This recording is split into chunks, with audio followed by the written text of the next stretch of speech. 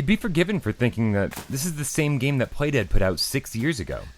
I mean, it's a side-scrolling puzzle platformer about a little boy in just a ton of really bizarre situations.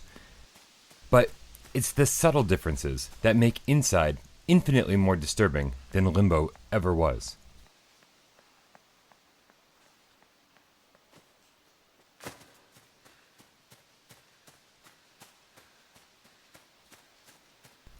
First and foremost, Inside ditches the silhouetted black and white 2D aesthetic and really lets the world come alive. You'll often be able to see far off in the distance, making you feel extra small and extra vulnerable to the dangers around you. And this time around, the dangers aren't giant spiders or glowing worms. They're people, grown-ups, grown men who want you dead. Who are you as the player? Are you some sort of escaped mental patient, a psychopath, maybe a science experiment gone wrong? We never get a proper answer, making the situation that much more unnerving.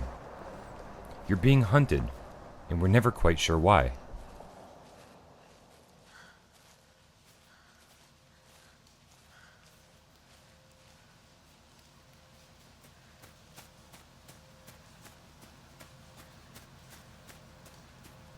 Puzzles here require a certain amount of common sense, and they're never terribly difficult in retrospect. Often you'll bang your head against the wall for 5 or 10 minutes, only to realize how stupidly simple the solution was. The answers are literally always staring you in the face.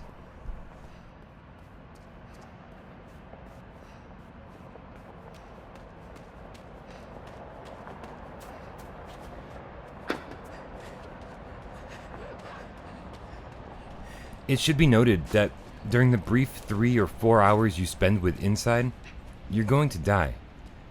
A lot. It's just that kind of game. More trial and error than precision reaction times.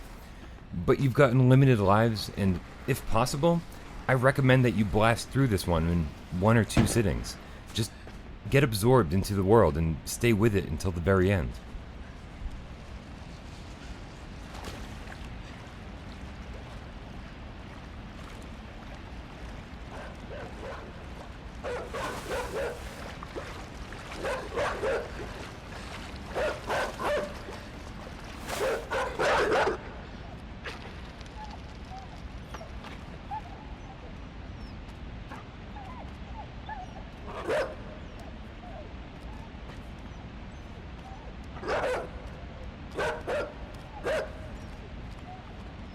Playdead's games, they're not made with a robust storyline. Well, not an obvious one anyway. They're absolutely about the journey, not the destination.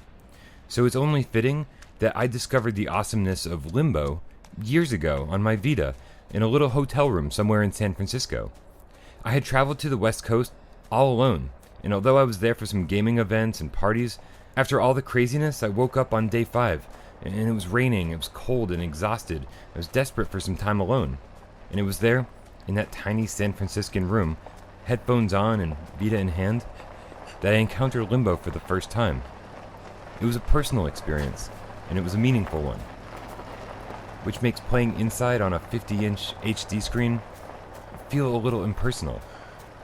I'd love it if Inside came to Vita.